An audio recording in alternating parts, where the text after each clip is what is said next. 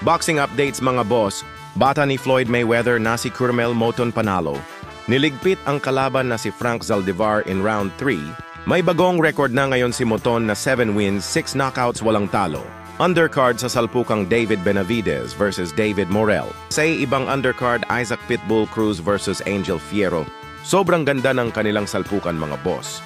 Mexican kontra Mexican, talagang dugong palaban walang atrasan. Meron rounds na napagod at nasaktan itong si Pitbull Cruz. At ganon din itong si Angel Fierro. Pero nasungkit ni Isaac Pitbull Cruz ang panalo via unanimous decision. Umabante ang record ni Isaac Pitbull Cruz sa 27 wins. 18 knockouts may 3 talo. Habang itong si Fierro meron 23 wins, 18 knockouts. Meron na rin 3 talo. Samantala, maituturing na isang tinik sa lalamunan ni Brandon Figueroa itong si Stephen Fulton.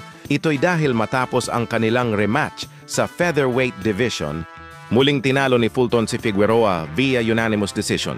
At dahil sa panalo na yan ni Stephen Fulton, nasira ang plano ni Brandon Figueroa na makaharap si Naoya Inoue sa featherweight and the new WBC champion of the world, Stephen Fulton Jr.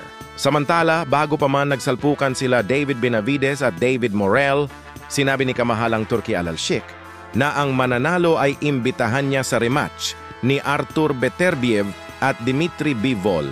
Papaupuin umano ito ni Turki Al-Sheikh sa mismong ringside na ngayong February. At dahil si David Benavidez ang panalo sa kakatapos na salpukan kontra David Morel, malamang mga boss, si Benavidez na ang makakalaban kung sino man ang mananalo sa kanila ni Artur Beterbiev at Dmitry Bivol ngayong February 22, isang undisputed championship ang nag-aabang para kay Benavidez.